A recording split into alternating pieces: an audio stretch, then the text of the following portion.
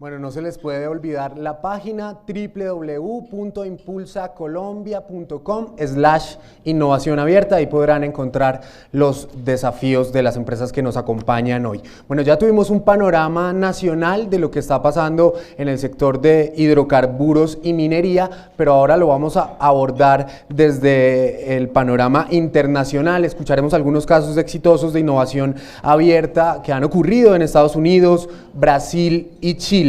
Nuestros invitados nos compartirán estas experiencias y pues con esto daremos término a nuestro primer encuentro internacional de innovación abierta. Invitamos a Frank Trooper, uno de los más experimentados miembros de Nine Sigma, líder mundial de innovación abierta y que ha trabajado con empresas de la talla de General Electric, Exxon, Coca-Cola y Unilever. Por favor. También invitamos a esta hora a Hernán Araneda, quien actualmente gerencia Innovum de la Fundación Chile, ha sido consultor del Banco Interamericano de Desarrollo, el Banco Mundial, la Organización Internacional de Trabajo y UNESCO en temas de formación, capacitación y mercados de trabajo. También damos la bienvenida al gerente de Inventa Brasil, Bruno Moreira. Coordinó e implementó proyectos de apoyo a la innovación y prospección de tecnologías con potencial de transferencia en las principales universidades y centros de investigación de Brasil. Ha liderado también proyectos relacionados con la gestión de innovación en grandes empresas como Petrobras, Nestlé, PepsiCo, Telefónica y Samsung. Este panel será moderado por nuestro gurú internacional de innovación abierta, el señor David Simoes. Démosle la bienvenida una vez más. Muchas gracias.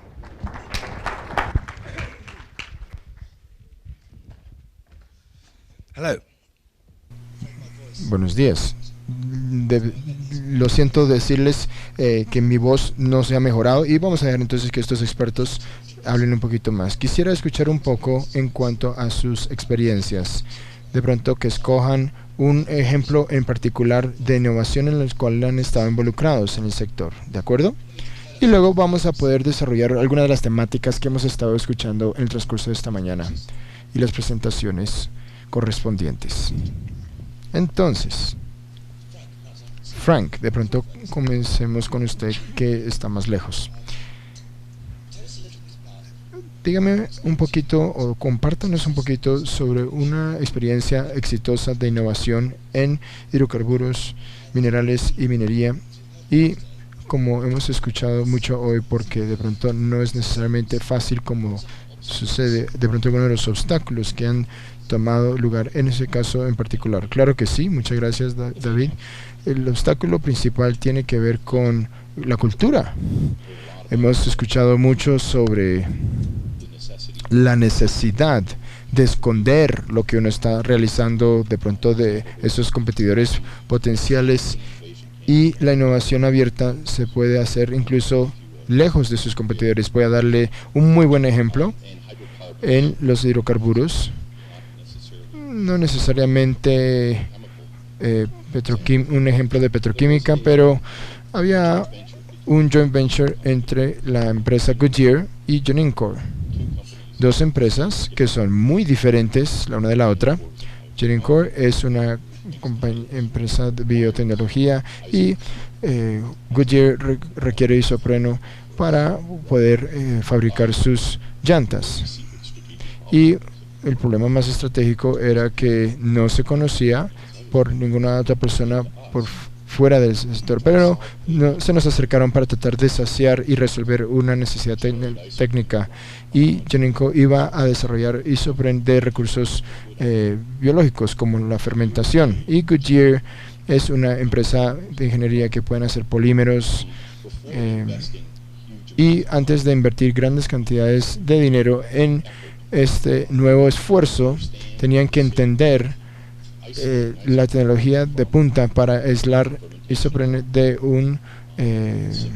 una mezcla de fermentación. Es un gas que sale en burbujas del líquido, y cómo se colecciona eso y se purifica. Eso es donde no se hallaba la tecnología y se acercaron a nosotros. Entonces simplemente articulamos la necesidad cómo aislar un C4, C5 del un gas atmosférico.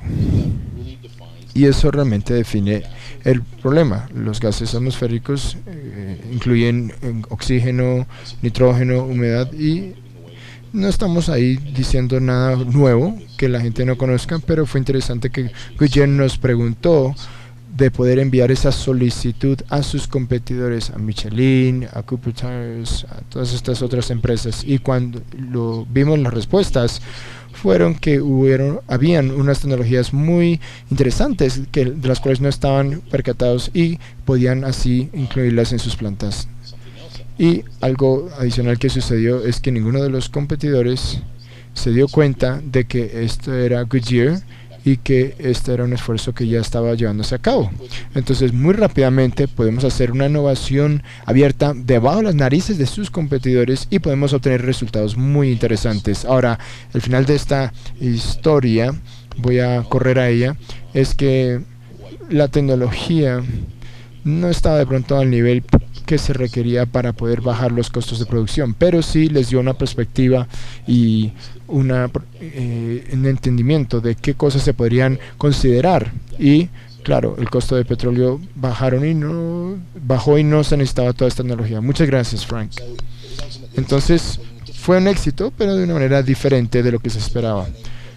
Sí obtuvieron valor del proyecto, se formaron nuevos socios y continuaron desarrollando esa tecnología hacia el futuro. De pronto volveremos a esa historia en el futuro. Bueno, Hernán, escuchemos algo de ti en cuanto a Chile, de una naturaleza similar, de algunos de los problemas que ustedes han de pronto estado confrontando.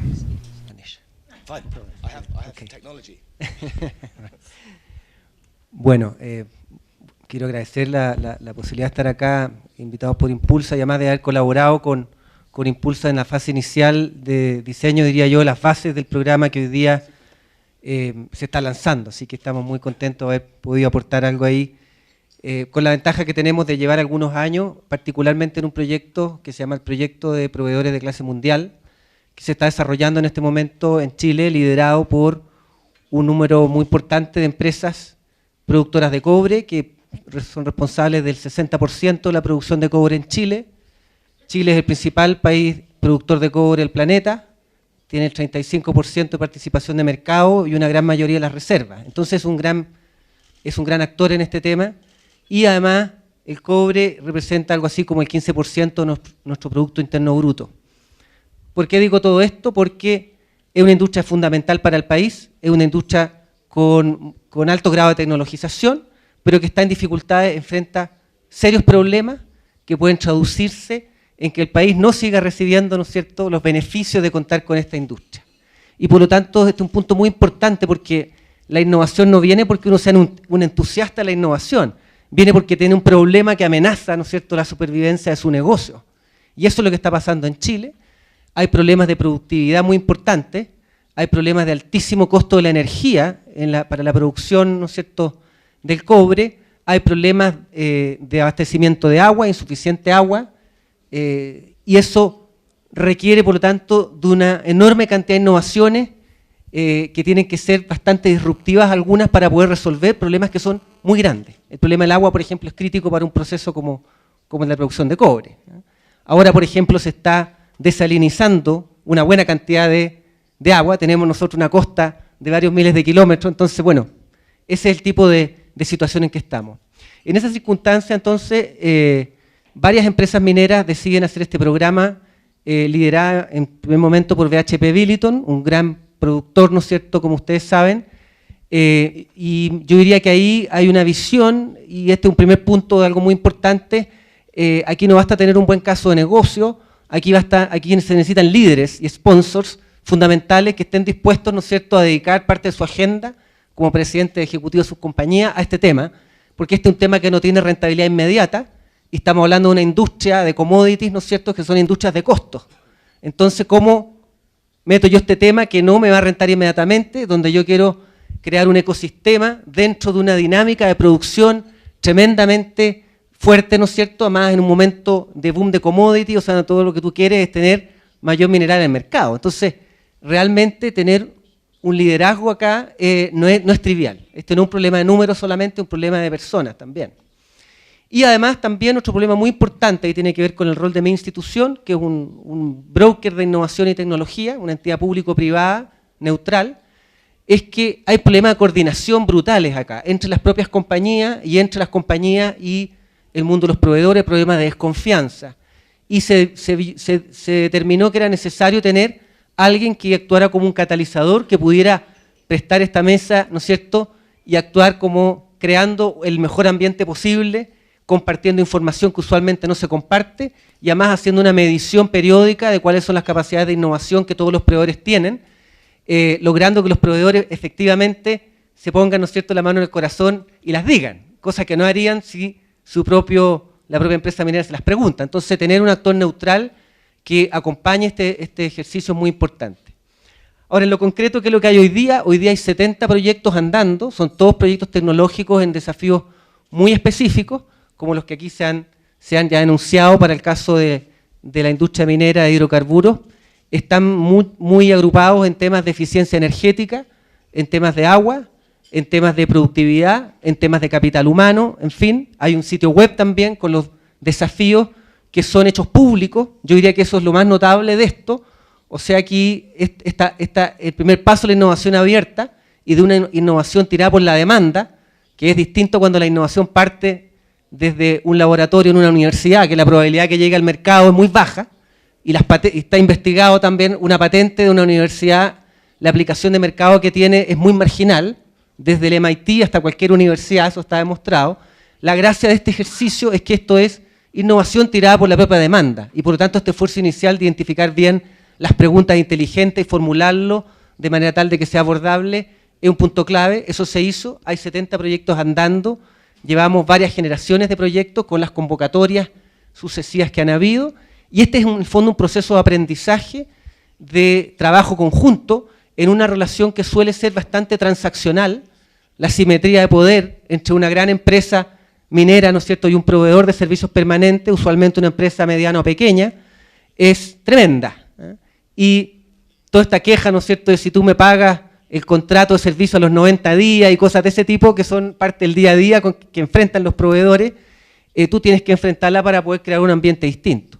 Y hay un punto muy importante que ha sido un elemento muy facilitador, diría yo, tiene que ver con el tema de los abogados anteriormente, es una innovación en los contratos, o sea, en los proyectos de desarrollo e innovación que se ha hecho ahora, ocurren dos cosas fundamentales. Uno, no hay cosa que un proveedor aspire más que poder probar sus prototipos en la práctica.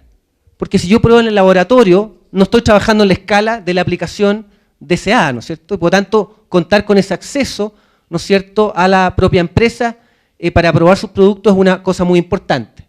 Y eso además se hace bajo un protocolo y además un contrato de que si ese desarrollo se traduce en una patente, una propiedad intelectual, esa propiedad intelectual va a ser retenida por el proveedor. Así que si hay proveedores acá, les doy esta buena pista para que ustedes puedan empezar a conversar con las compañías. Obviamente se conversa, hay condiciones que las compañías mineras negocian de manera a tener algunas condiciones ventajosas en el primer momento, pero también han reconocido ella un tema de paradigma, que también se discutió en la primera mesa, de que la verdad las cosas que compañías mineras son bastante estándares unas con otras. Y por lo tanto, su negocio no es el negocio de los servicios para la minería, es producir cobre.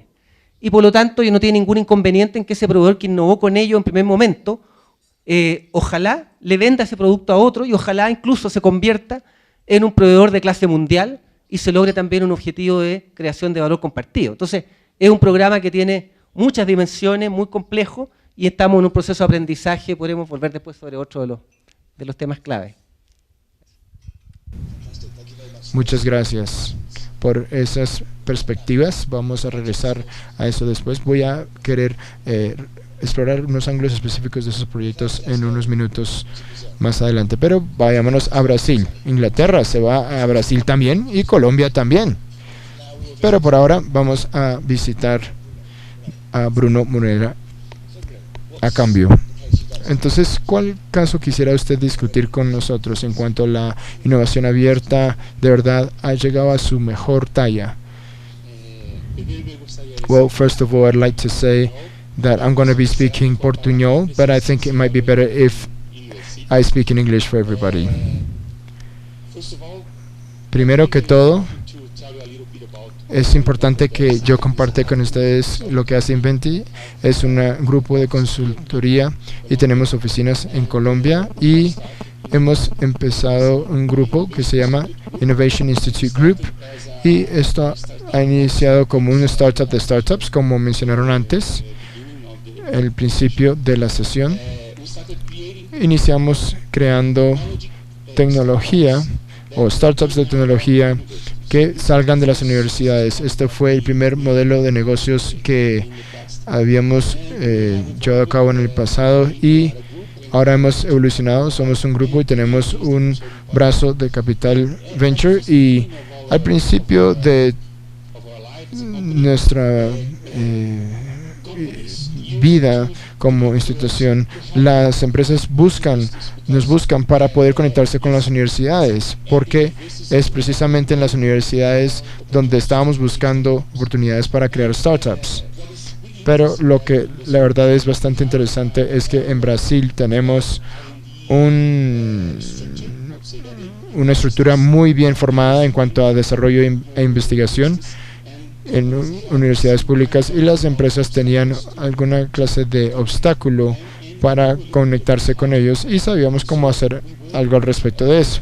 Entonces hemos trabajado en muchos proyectos para poder generar esta conexión entre las empresas y las universidades.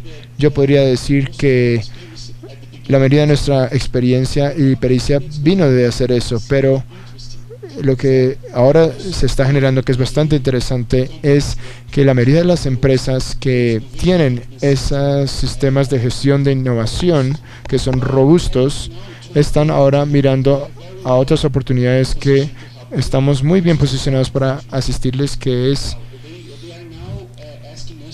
que nos están preguntando y pidiendo cómo colocar o generar esos financiamientos de venture capital como incubadores, facilitadores para poder facilitar esos startups que están siendo creadas o generadas en Brasil. Entonces hemos tenido muchas experiencias conectando universidades, startups y grandes empresas en este escenario, y la verdad quisiera mencionar dos experiencias importantes. Una de ellas es Petrobras. No sé qué. Yo diría que la mayoría de ustedes lo saben, que en Brasil las empresas de hidrocarburos y gas les quieren invertir parte de sus ganancias en las universidades, y esto creo que tiene que ver con lo que sea obligatorio, pero también tiene buenos resultados, y Petrobras es una empresa muy bien conectada con las universidades y, como saben, son líderes en tecnologías mar adentro, y no solo en Brasil pero también a nivel mundial. Y hemos visto que Petrobras han estado en un proyecto de Venture Capital para ver qué clase de proyecto les puede ayudar para adquirir un proyecto de adquisición. Y quisiera mencionar otra empresa que también tiene negocios aquí en Colombia, Natura, una empresa de cosmética, y han tenido muy buena experiencia en cuanto a buscar innovación abierta. Han tenido una experiencia que es muy buena, el Campus Natura, y ellos han creado una universidad virtual. Así pueden financiar proyectos y así los colocan en la página de inicio, las clases de desafíos que tienen, y también están abiertos a escuchar las oportunidades de la comunidad científica, y han podido así financiar proyectos con otras empresas. Otras universidades tienen muy buena experiencia al respecto de eso, y creo que esto es un mensaje que deberíamos escuchar, de que la innovación abierta no es solamente algo que se relaciona con la tecnología, y hemos estado viendo ahora que hay empresas que están mirando a ver cómo pueden conectarse con los consumidores y proveedores, y así poder salir con ideas, conceptos, y después de eso pueden descubrir cómo colocar la tecnología a estos conceptos y hacerlos más fuertes. Esa es la clase de experiencia que hemos adquirido. Muchas gracias. podría hacerle una pregunta de seguimiento y creo que suena de pronto demasiado bueno para ser verdad. Y he tenido algo de experiencia en cuanto a transferencia de tecnología de universidades a empresas y hay muchas problemáticas a sobreponerse. Por ejemplo, la motivación de la academia y la motivación empresarial, las diferentes clases de idiomas que ellos hablan, las velocidades a las que trabajan. En algunas universidades que no voy a mencionar tienen una noción inflada de su valor de innovación. Y entonces de pronto me iniciaría con una pregunta: ¿eso hace eco y resuena con usted en su experiencia, en lo que han vivido? No creo que tenga una buena experiencia que compartir en cuanto al inventor, porque cuando queríamos iniciar una empresa éramos como un acelerador de negocios y luego fuimos a las universidades y intentamos negociar propiedad intelectual con las universidades y las empresas y siempre teníamos esa problemática de valor y por algún tiempo luchamos contra ello y decidimos de iniciar una empresa, de decir que solo queríamos 10% de la empresa, pero en cuanto a empezar a llegar a esas metas voy a incrementar ese porcentaje y cuando tengo la primera fractura ya tengo 50% de la empresa y así sucesivamente con todos los objetivos que necesito lograr. De hecho hay una diferencia de cultura y hay que tratar con ello. ¿Qué es lo que está sucediendo ahora en Brasil? La mayoría de las universidades no están negociando patentes, están negociando proyectos y la mayoría de las universidades en Brasil son públicas y tenemos las mismas problemáticas que hay acá en relación a cómo negociar, cómo tratar con activos públicos y la mayoría de los proyectos ahora están iniciando de ceros.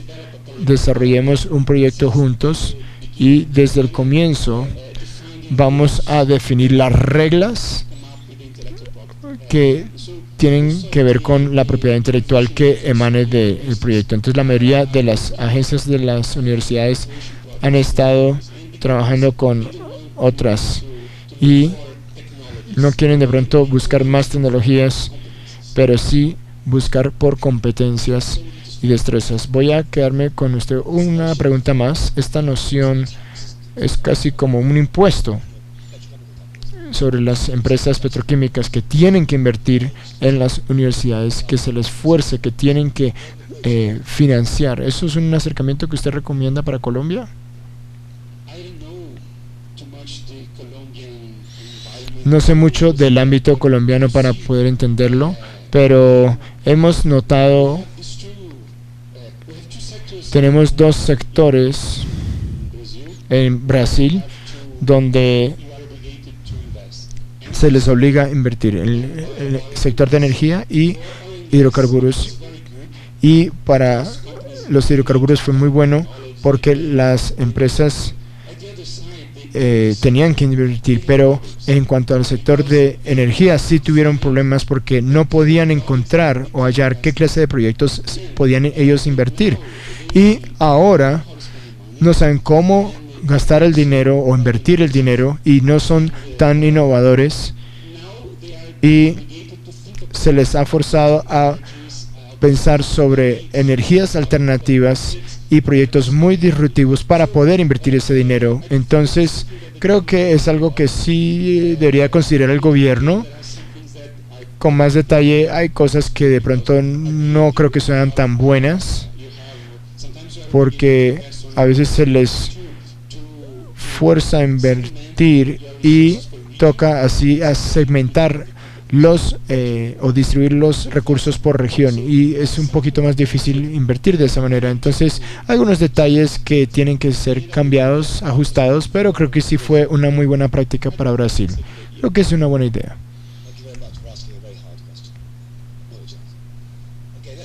Bueno, entonces regresemos a la pericia de la enzima y hablemos con Frank de nuevo. Quisiera hacerle una pregunta bastante difícil que es básicamente aislar los factores de éxito. Estamos aquí sentados con algo de pericia en varios proyectos globales que usted está involucrado. ¿Qué conclusiones con el ejemplo que estaba usted mencionando antes? Y aísle algunos 2 o 3 factores de éxito que la gente debería de buscar y procurar aquí en Colombia. Claro, por supuesto, uno muy sencillo es la confianza. Esto fue un problema muy estratégico para las 2 empresas. Y la confianza en la Sigma, hemos estado trabajando ya con Goodyear por varios años, y el hecho de poder demostrarle al mundo la necesidad que estas compañías anónimas tenían. Tuvieron que poner mucha fe y confianza en el sistema, pero más allá de eso, cuando llegó el momento de involucrar con esos que iban a ofrecer soluciones, que confiaran en nuestro proceso, de ayudarles y guiarles, y luego obviamente confiar en aquellos empresas más pequeñas como también otras más grandes. Y básicamente recibimos más de 40 propuestas de personas en diferentes partes del mundo, todas diferentes tecnologías, y probablemente tenía que haber tecnología centrífuga y de otras clases. Y finalmente hicimos un coaching con Goodyear en 4 diferentes proveedores de soluciones. Una fue una empresa pequeña que había desarrollado la tecnología para poder darle un revestimiento. Es una tecnología de seguridad, básicamente tuberías, oleoductos, con un material que permitiría que el aire pudiera entrar y salir del sistema sin dejar que los hidrocarburos escaparan. Y en otra empresa de tamaño mediana, con un suficiente músculo y voluntad de poder hacer ingeniería a una escala más grande, unas tecnologías que salieron, y otra acercamiento fue de retener el agua y el aire y dejar que sí los hidrocarburos pudieran traspasar. Y luego otra empresa pues que ya era de Fortune 100, con una clase de tecnología de presiones que no se había compartido con el resto del mundo. Y la cuarta fue un profesor de universidad, quien era un experto en el área, en este campo, y probablemente uno de los mejores que los otros consultores de Goodyear que no existía. Entonces los juntamos los 4 y desarrollamos la relación entre algunos de ellos, y obviamente eso requiere confianza. Uno está mirando el cuadro más grande, no es solo una concesión o un pecado, un patrocinio pequeño, no, es algo que tiene escala grande, y eso se hace a través de la interacción, de la colaboración, y espero que eso responde a la pregunta. Pero quiero preguntar un poco sobre la confiabilidad, porque me parece que, como usted dice, depende mucho de los contactos. Así que yo puedo confiar en un extranjero para que me guarde un lugar en una fila, pero no le confiaría a mi hija, por ejemplo. Entonces, cuéntanos un poco sobre cómo generan esa confianza, porque hay muchas personas, un grupo de personas muy diverso, hay profesores, tienen agendas que compiten, diferentes perspectivas mundiales, objetivos diferentes, así que cómo trabajan juntos para crear ese nivel de confianza. Pues tengo que darle su debido mérito al dueño del proyecto, el ejecutivo mayor que tenía, fue por muchos años el gerente, el CEO, vino de ese grupo. Es una persona muy dinámica, una persona que sabía pensar fuera del cuadro, una persona que había visto lo que podíamos llegar a hacer y creía en lo que podíamos hacer, porque podíamos proveer o habíamos dado resultados muy buenos en el pasado. Así que con frecuencia lo que se requiere es alguien con esas habilidades más blandas. Son negocios, pero también son relaciones. Todo esto viene en conjunto para crear esa confianza. No siempre es una negociación solamente. La negociación ocurre con naturaleza o de una forma natural, porque es la forma en que trabajamos, es la forma en que capacitamos, pero por ejemplo me dicen las cosas grandes que quieren, las cosas grandes que pueden proveer, y luego miramos los detalles, o sea que se muestra un poco más mientras hay una colaboración. Y una última pregunta sobre la confianza. El modelo de negocios era claro desde un principio, era claro lo que iba a obtener las personas desde un inicio, o diría que tener un ofrecimiento transparente es parte de crear esa confianza. Absolutamente, fue un ofrecimiento de dos partes, yo diría. La primera era la oportunidad de trabajar con una multinacional muy grande y básicamente vender su tecnología de alguna forma, o poder juntar esta tecnología con una compañía grande que tiene caminos de distribución, o una cadena de distribución que llega a varios clientes. Presentar esa oportunidad fue bastante fácil. La compañía estaba muy abierta a toda clase de posibilidad, ya sea licencias de tecnología, investigación de recursos. Ya están haciendo algunas de estas cosas, no es algo nuevo, pero cuando traemos a las personas a la sala y nos demuestran su tecnología, les preguntamos, bueno, pues cómo vamos de donde están ahora hasta donde queremos estar, cuáles son los pasos a tomar, pues seguir, y qué tomaría hacer esto, y hacemos como un resumen en papel, un borrador de si tiene sentido o no. Y por ejemplo, Goodyear ofrece financiación para llegar de punto A a punto B, ya sea un prototipo, una prueba o lo que sea. Entonces siempre estar muy claro, tener claridad en cuanto a lo que requiere el que provee la solución y lo que el cliente puede proveer en este caso. Si son ingresos compartidos o cómo funcionan los prototipos, es un proceso de pasos. Gracias, mucha claridad, Frank. Ahora volvamos a usted. Usted describió un programa complejo que es intrasectoral. No entiendo cómo lo hicieron, ¿no? Así que darnos un poco su perspectiva sobre cómo lo hacen el sector en su totalidad, cuáles son los factores clave de éxito, mirando hacia atrás, analizando lo que hicieron.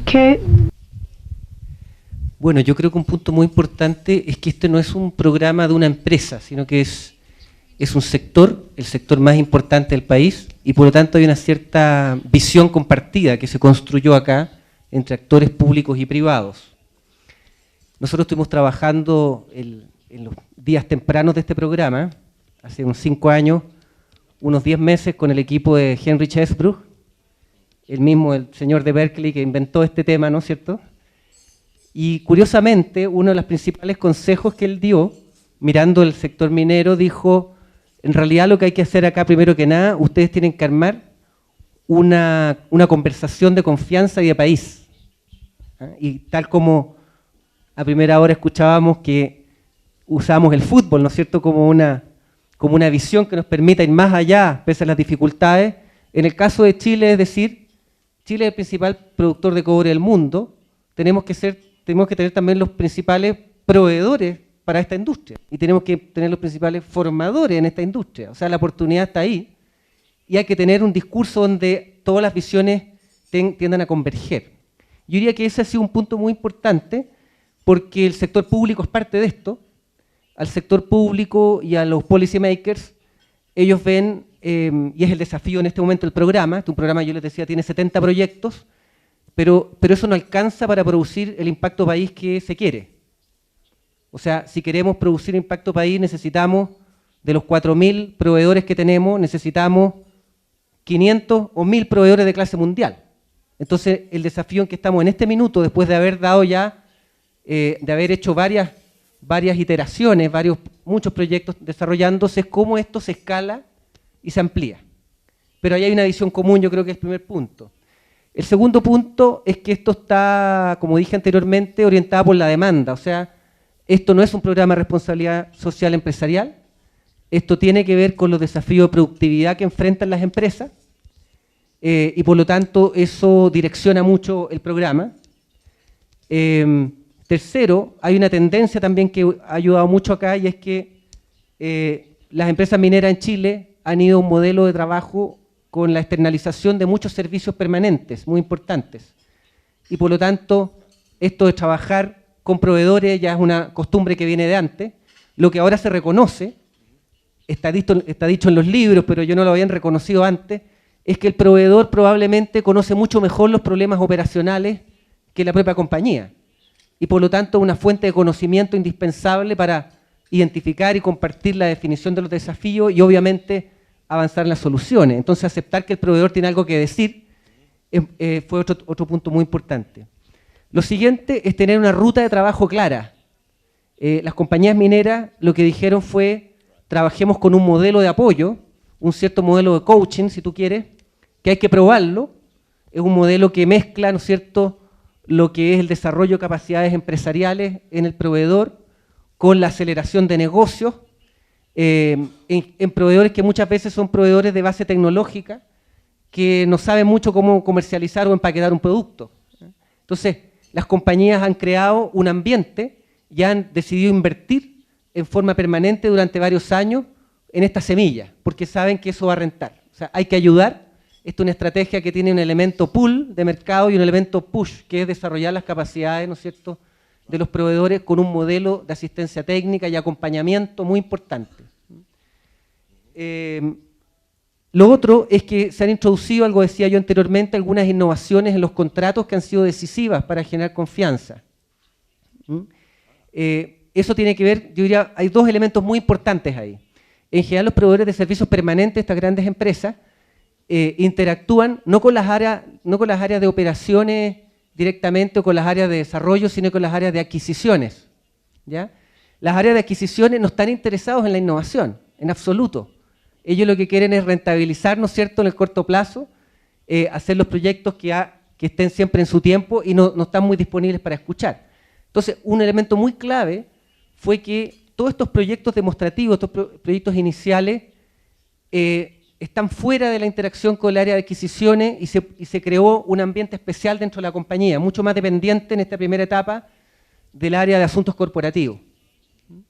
No es lo ideal, pero si no se hubiera hecho así, nada hubiera ocurrido, porque resulta que cuando interactúas directamente en el día a día con la persona de adquisiciones, no está abierto a darte tiempo para probar nuevas soluciones, por ejemplo.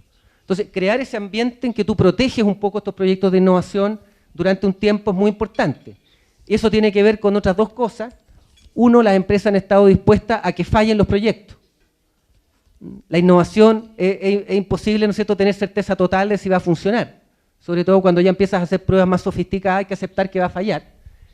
Y la otra es reconocer el logro bajo la forma de darle el derecho a la propiedad intelectual al proveedor. Entonces, esas han sido declaraciones muy importantes que han mejorado la confianza. No digo que esto esté logrado completamente, pero ha sido un elemento sumamente importante. Entonces, ahí tienes 8 o 10 cosas, tips, digamos, que son muy importantes para ir generando este ambiente y hay que, yo diría, tener un poco de paciencia. Alguien lo dijo en el panel anterior, esto requiere cultivar, ¿no es cierto?, la relación y estar abierto a que hay cosas que van a funcionar más rápidas que otras, hay cosas que van a fracasar, y esta alianza privado-pública es muy importante. Por ejemplo, parte de la inversión que hay que hacer está apoyada por recursos públicos, subsidios públicos a la investigación y al desarrollo o para las etapas de escalamiento, cuando ya, por ejemplo, el proveedor está en su fase, ¿no es cierto?, de tratar de llegar a otros mercados con ese mismo producto. Entonces ahí contar con herramientas de política pública que complementen el financiamiento de las empresas y tener un modelo compartido de financiación también es muy importante. Fantástico, muy claro. Muchas personas dirían que es una contradicción en términos procuramiento innovador. Y me recuerda a cuando estábamos trabajando con Lego y uno de los obstáculos culturales que encontramos fue el proceso entero de procuramiento, el análisis de riesgos, esa especialidad de tener que confiar en relaciones exteriores o depender de ellos. Y en cierto punto, algo que dijimos con orgullo fue: rehusamos a miles de ideas cada semana. Eso es orgullo. Y no siempre lo primero que se investiga cuando buscamos innovación abierta es el procuramiento de las cosas y las restricciones, o sea que me pareció una perspectiva muy interesante. Quizás podría darnos un ejemplo de uno de los proyectos en que eso funcionó. Bueno, yo creo que una experiencia bastante generalizada, muchos proveedores con los cuales uno conversa.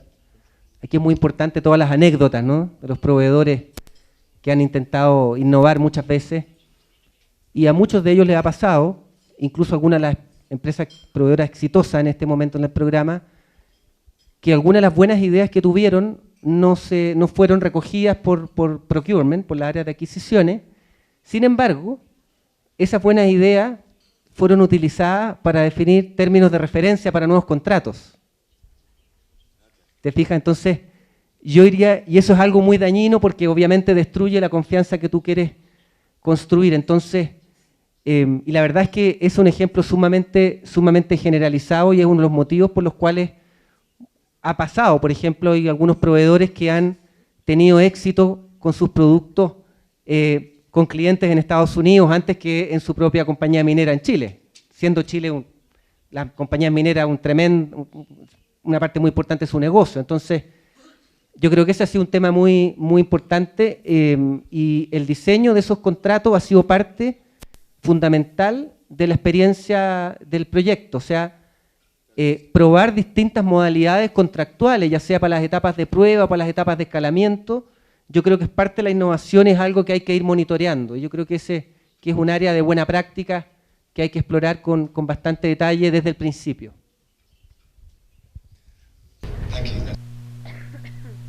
Gracias, muy claro. Tengo como una imagen, o empiezo a crear una imagen de cómo la innovación nos ayuda a juntar dentro de las organizaciones como en Orange. Tenemos que tener un diálogo con todos los actores, si no algo puede fallar en un momento básico. Ok, Bruno, la misma pregunta para usted realmente. Si pensamos un poco en la transferencia de tecnología, porque es difícil, algunos factores de éxito clave que quizás aconsejaría que las universidades puedan tomar en consideración, y quizás por otra parte las compañías que tratan de darle la bienvenida a esta tecnología.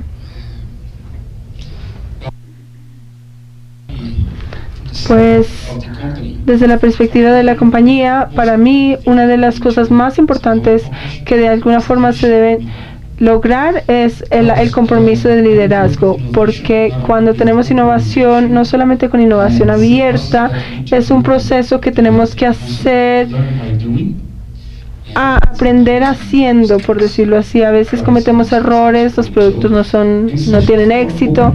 Entonces, para la innovación abierta, si el liderazgo no reconoce el valor, va a ser difícil, porque a veces necesitan confrontar decisiones difíciles como las compras o las adquisiciones, las licencias, el IP, la propiedad con precios más altos, no sé, adquisiciones, ¿no? Y si están preparados o si no están preparados, si no conocen la oportunidad, pues algunos proyectos van a fracasar. Esto es desde la punta de la compañía. Desde el punto de vista de la universidad, tenemos un problema de cultura. No sé cómo funcionan las cosas en Colombia específicamente, pero en Brasil nosotros decíamos que los investigadores son como Dios, creen que son Dios y no quieren compartir sus pensamientos, sus ideas. Necesitamos de alguna forma cambiar esta forma de pensar. Y estoy contento porque este cambio está ocurriendo, específicamente en Brasil, en algunos casos. Ahora tenemos unos buenos casos en los que los profesores o los investigadores o crearon compañías o emitieron licencias para tecnologías, y ahora tienen mucho dinero para hacer investigación. Esta es la forma en que de alguna forma algunas universidades crean o tratan de cambiar la cultura en el sitio, en la universidad. Y ejemplos o casos son buenos para cambiar la cultura en la universidad.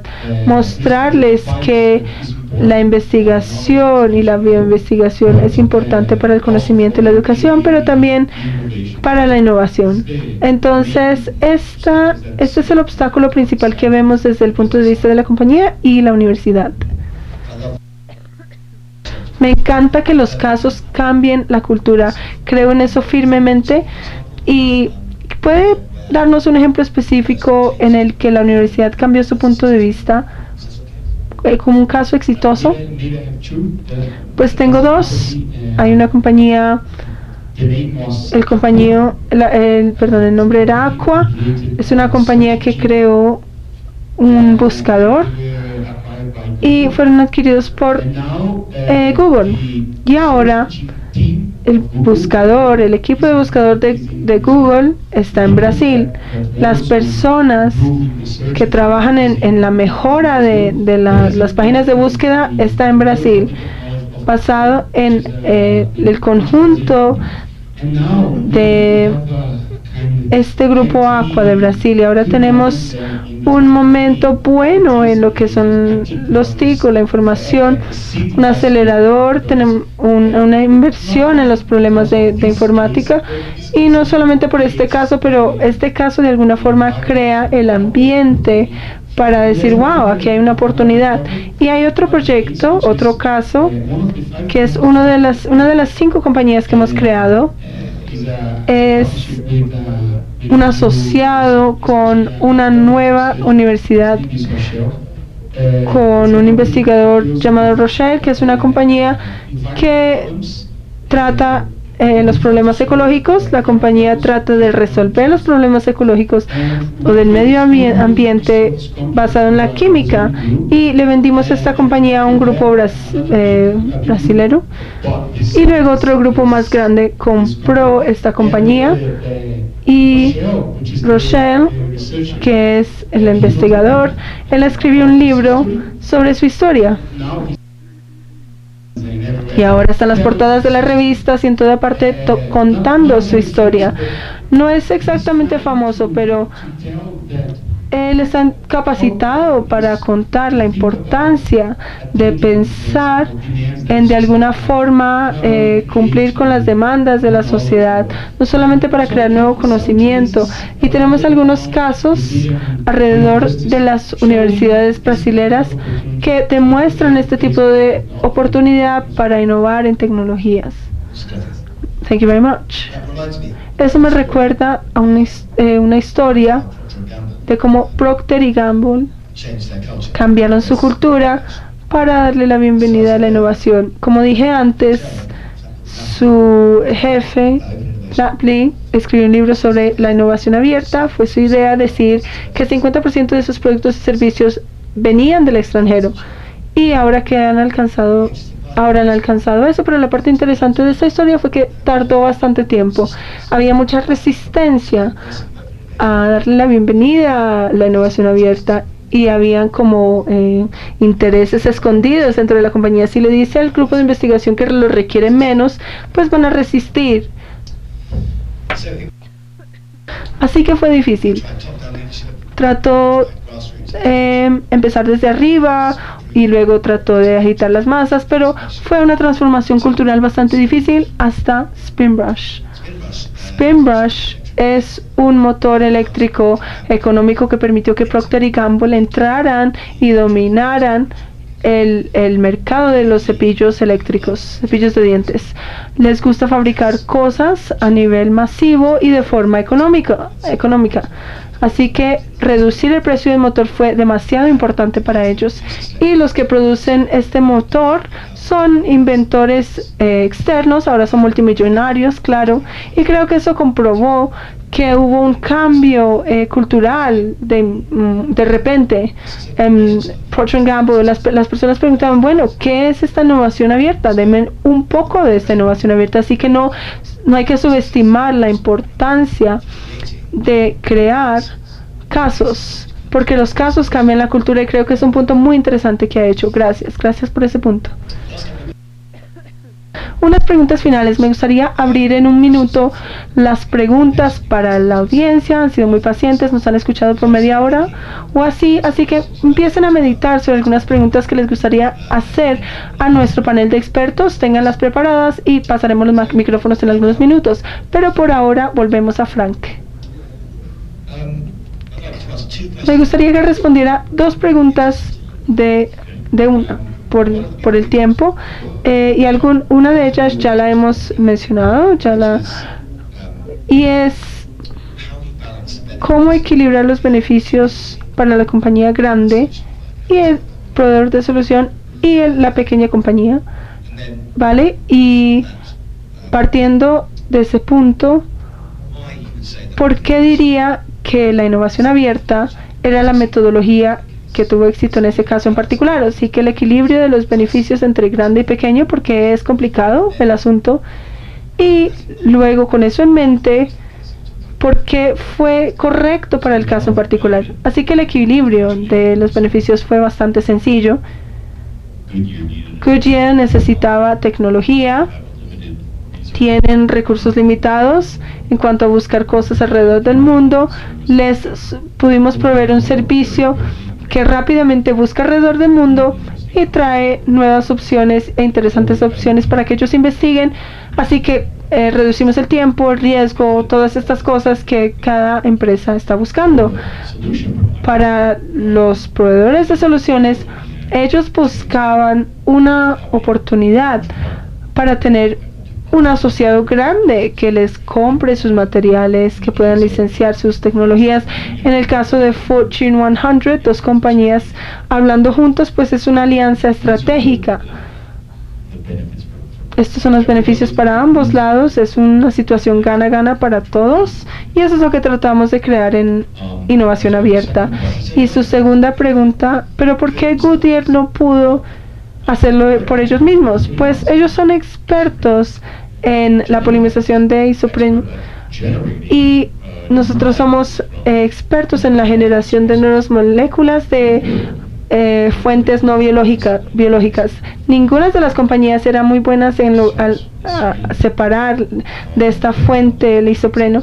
Las tecnologías sí existían, avanzadas, tecnologías de ingeniería química, pero antes Goodyear iba a invertir mucho dinero para crear nuevas plantas para generar cientos de miles de libras de isopreno, y ellos querían asegurarse que tenían la tecnología correcta para seguir adelante. Entonces pero ellos tienen pericia limitada, tenían que buscar por otro lado. Es un problema muy estratégico para ellos, no quieren que nadie sepa lo que quieren hacer. La alianza fue un secreto.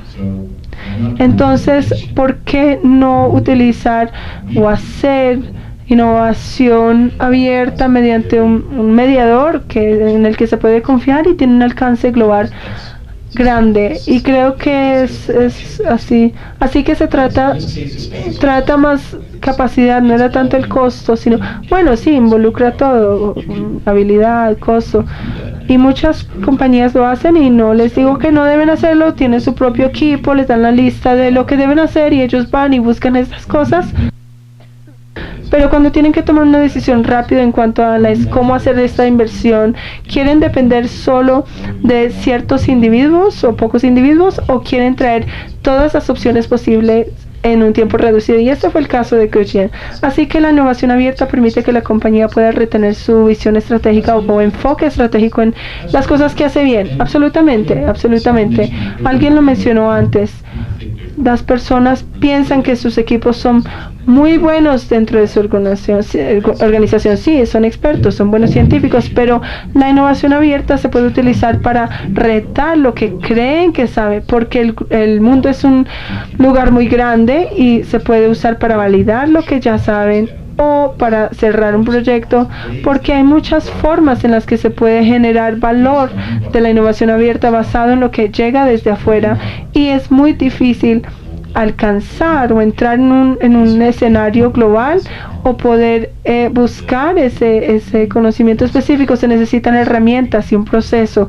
Y esto es lo que traemos o podemos producir para nuestros clientes. O sea que se puede producir residuos, se puede cerrar un proyecto, eso es muy interesante, esa perspectiva, no la había escuchado antes. Gracias. Ok, Nan. Consideremos el equilibrio de beneficios y el caso que usted comentaba entre grande y pequeño. Es complicado poder alcanzar ese equilibrio para que las personas sigan motivadas y en el juego. ¿Y por qué cree que mirando hacia atrás esta colaboración y esta discusión entre público y privado es lo correcto? Bueno, a ver, un punto que no dije antes, que estas compañías las compañías mineras tienen bastante identificado, con bastante precisión, algunos de sus desafíos, los tienen cuantificados, y en algunas de las soluciones que ya se han generado han tenido un impacto muy importante. Por ejemplo, en temas operacionales, en reducción de pérdidas o en una serie de variables operacionales muy específicas.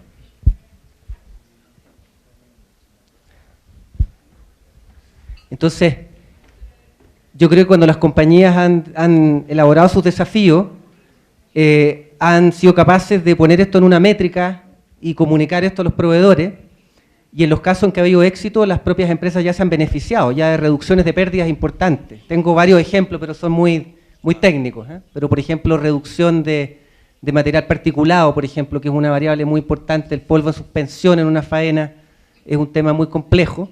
Y bueno, hay soluciones que se están elaborando que tienen que ver con trabajarlas con bacterias, por ejemplo. Entonces estamos hablando a nivel de ese tipo de soluciones y que se logró superar lo que había sido la meta inicial de la compañía. Entonces, estas son compañías con unos balance scorecard muy precisos, y en los casos en que había un éxito, uno se da cuenta que un proyecto que tenga éxito paga una buena importante de toda la inversión que ha hecho la compañía en desarrollar este ecosistema.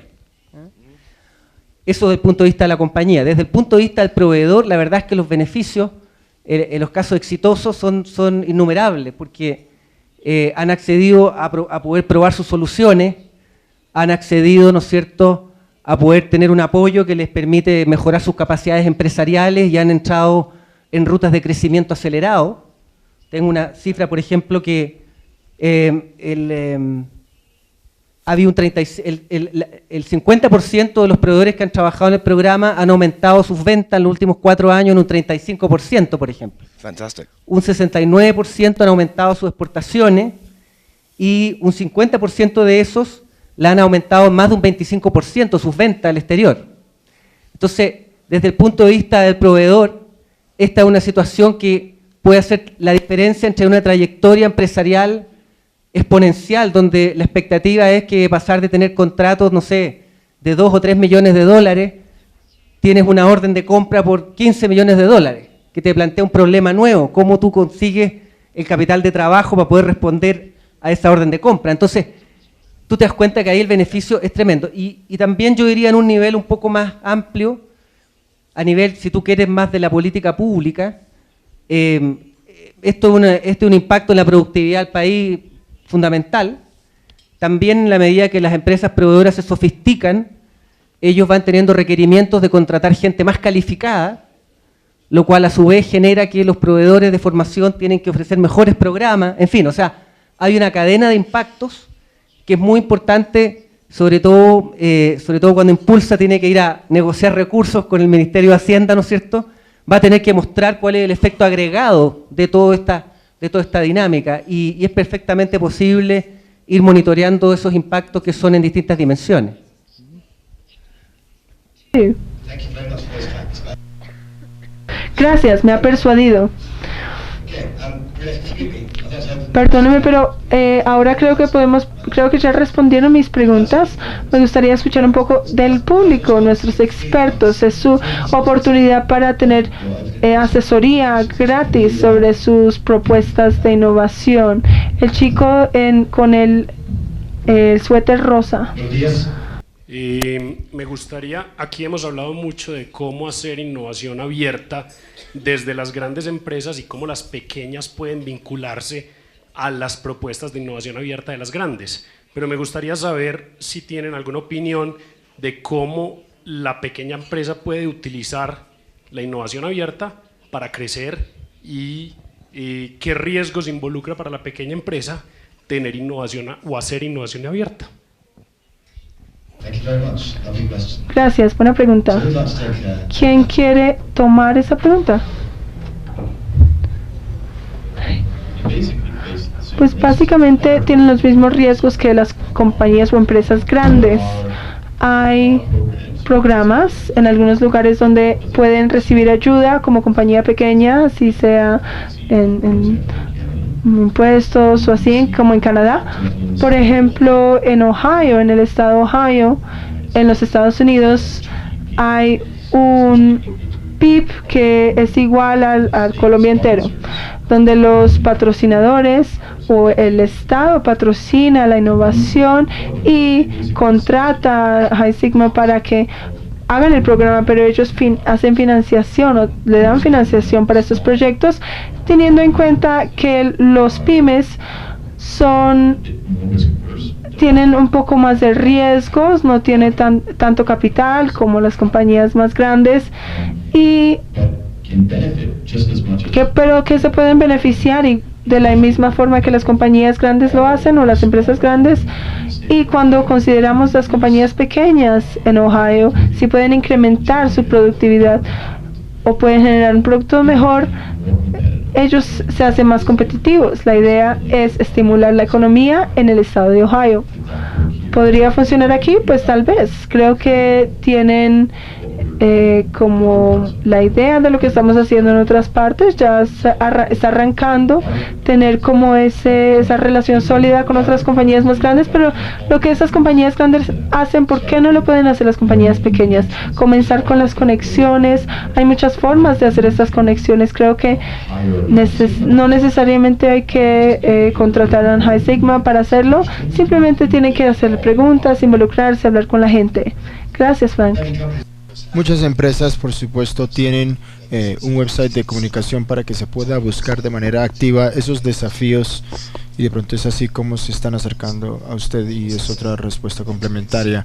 Pero también en nuestra experiencia hemos generado redes, porque también se puede hacer negocio entre varios y también empresas grandes. Quisiera dar un muy buen ejemplo del Brasil.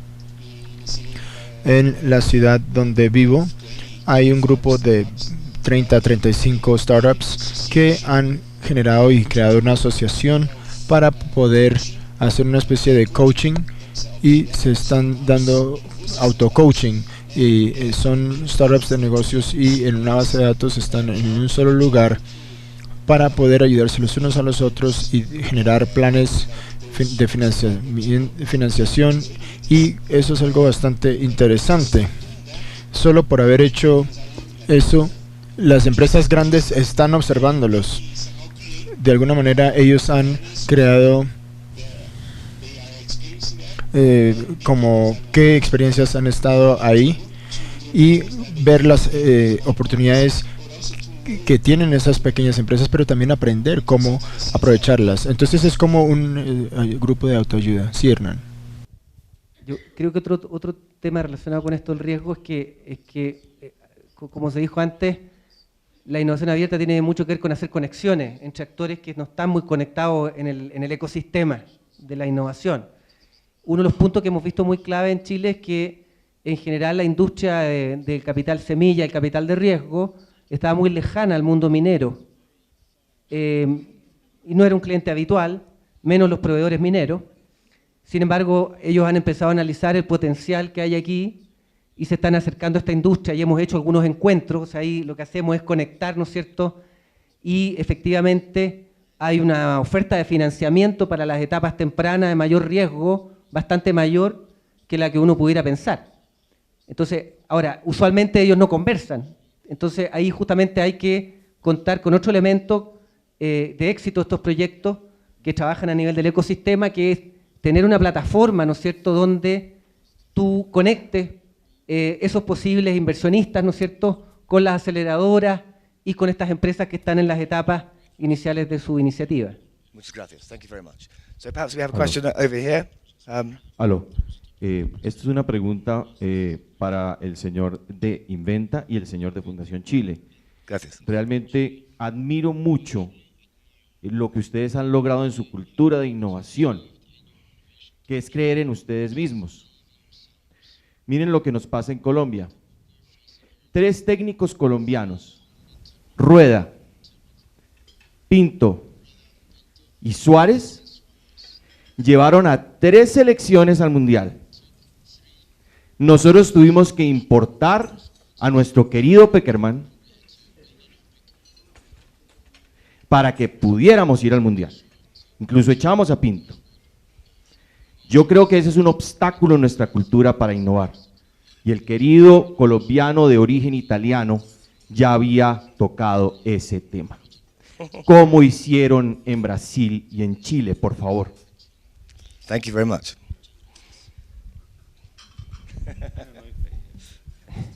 No te va a gustar mi respuesta.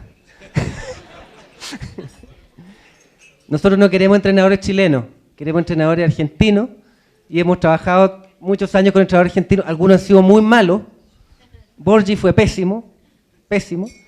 El que tenemos ahora nos gusta bastante más y Bielsa también nos gustó. Entonces, no sé exactamente por qué no hemos logrado encontrar la receta para tener buenos entrenadores locales, pero ha sido muy interesante. Quizás uno podría vincularlo a la innovación abierta, ¿no? Que a veces la innovación viene de los márgenes, y de los márgenes puede ser literalmente, que en este caso, el ejemplo de fútbol, puede venir alguien de otro país. Entonces, yo diría que en ese caso, fíjate que yo no lo vería como algo negativo para la cultura local de innovación, sino que más bien para una capacidad de interactuar con fuentes de conocimiento lejanas. Y eso se ha reflejado también en que la economía chilena quizás es una de las economías más abiertas del mundo, lo cual te deja muy vulnerable a muchas crisis, pero también te abre muchas oportunidades para que mucha gente entre y salga. Hay muchos chilenos invirtiendo afuera y hay muchos extranjeros invirtiendo en Chile. Entonces, yo quizás ahí confiaría un poco más en poder desarrollar una mirada más global sobre el punto. Diría yo que aquí en Latinoamérica tenemos muy buenas oportunidades para poder mirar la experiencia y pericia de la mayoría de los países desarrollados y poder aprender de sus éxitos y fracasos, y razón por la cual estamos haciendo unos puntos de referencia y buenas prácticas, mejores prácticas, y me gustaría decir de que estos puntos de referencia vienen de Chile, Colombia. Nosotros también estamos haciendo buenas cosas que ustedes están haciendo también. Entonces, el primer punto, diría yo, es que tenemos la oportunidad para poder mirar a nuestro alrededor y ver las mejores prácticas basadas en esas prácticas, y también la innovación abierta se nos da a entender que a veces somos los que estamos buscando la solución, pero también los que vamos a ofrecer esa solución. En el fútbol también es el caso, porque la mayoría de los jugadores del fútbol están por fuera del país. 95% de nuestra selección está por fuera del país, en otros países.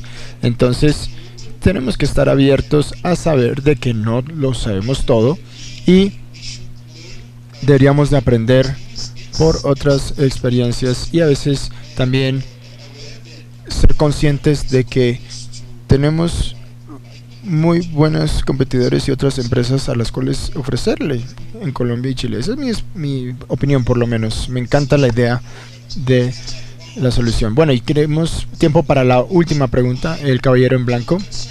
Estoy un poquito preocupado con lo que estoy escuchando, mayormente por el caso de que creo que estamos colocando el carro antes del caballo, y estoy preocupado porque estoy escuchando que de repente los directores de los departamentos de de desarrollo e investigación van a ser menos relevantes, y como uno de una empresa pequeña, pues me preocupa muchísimo porque ya estamos teniendo mucha dificultad en encontrar recursos para nuestros proyectos y ahora nos están diciendo que realmente no tenemos todas las respuestas. Y pues mi pregunta a ustedes sería: ¿cómo ven ustedes la función de los departamentos de desarrollo e investigación internos y cómo nos permiten mantener nuestra función y nuestro puesto mientras seguir en ese impulso de innovación?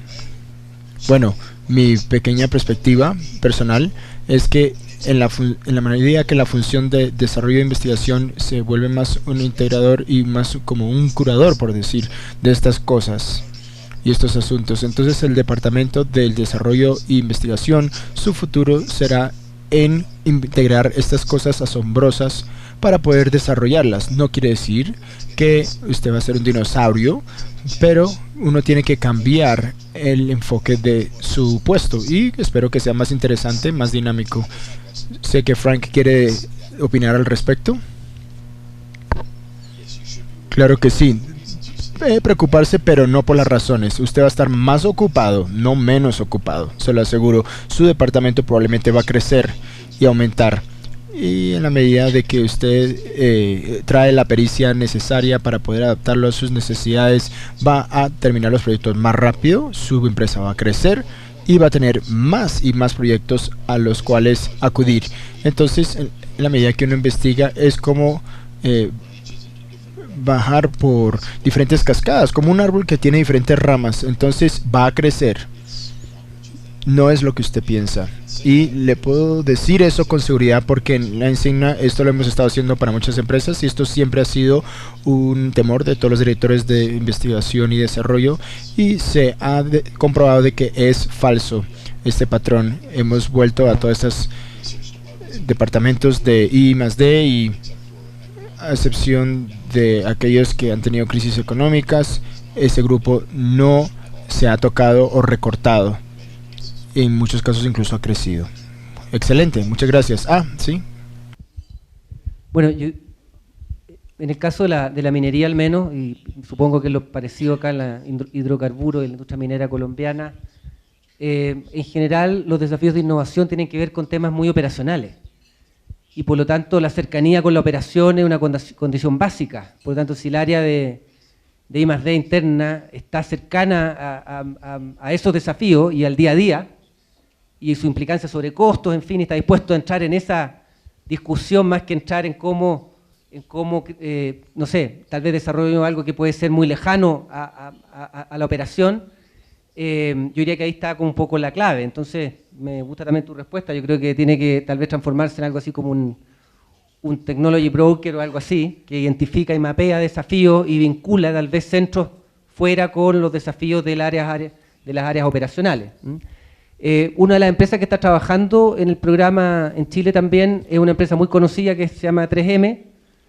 Obviamente ellos ya son un proveedor de clase mundial, así que no estamos en la misma lógica con ellos, pero ellos lo que hacen, tienen obviamente un departamento de desarrollo muy importante, el núcleo central de su negocio, pero ellos acaban de abrir un centro en el norte del país, la región minera, un centro de innovación, donde justamente están trabajando con muchos proveedores de soluciones locales y nacionales e internacionales para abordar estos problemas operacionales. Entonces, yo diría que más que eliminar la función, yo creo que quizás hay desafíos que suponen tomar una posición distinta a tener todas las soluciones in-house, que por lo general es caro y de alto riesgo. Thank you. Sí hay esperanza, es lo que estamos diciendo. Bueno, parece ser que tenemos tiempo para una pregunta más y así le damos la palabra a usted que de pronto no ha hablado recientemente. ¿Cuándo creen ustedes que debe uno trabajar con un proveedor que tiene ciertas capacidades, cierto potencial y hacer un desarrollo conjunto en colaboración? ¿Y cuándo debe abrir el reto a una comunidad de solucionadores donde hay muchos que tienen esas capacidades?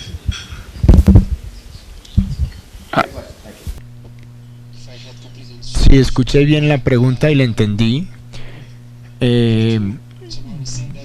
digo yo que hay que entender de que hay que conectar y revisar las diferentes fases de su proceso de desarrollo desde el principio, cuando se está postulando el desafío, y luego ir viendo a los otros procesos periféricos que lo rodean. Y veo yo que la innovación considera dos aspectos. Cuando no se sabe qué es lo que hay que hacer, cuando es mucho más fácil poder desarrollar esa red como un grupo de personas o grupo de empresas, asociaciones y así sucesivamente. Pero cuando usted tiene una demanda muy específica, una solución muy específica que usted está buscando para conectarse de una manera uno a uno, ese creo que es el mejor acercamiento a tomar. No sé si entendí la pregunta bien o se la respondí.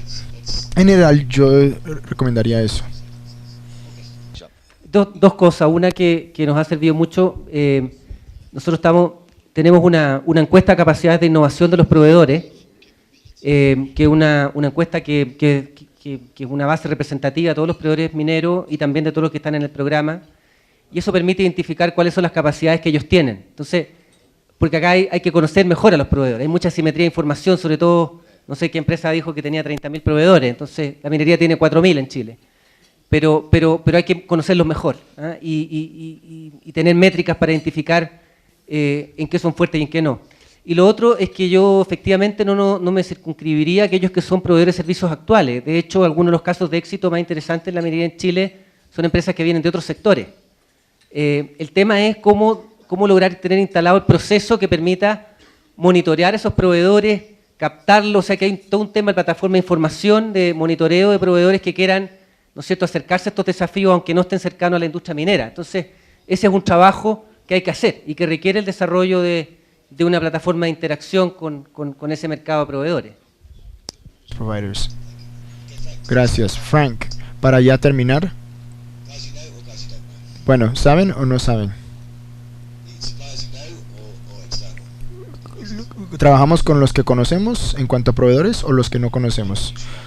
Yo creo que sí deberíamos trabajar con estos proveedores que conocemos, porque estos somos los que esperamos tener una relación que sea mutuamente beneficiosa y de confianza, pero a veces sus proveedores existentes no tienen las capacidades o recursos para poder desarrollar algo novedoso. Hay que salir de ese círculo, y salir de vez en cuando para poder obtener nuevas ideas, pues también es algo que vale la pena.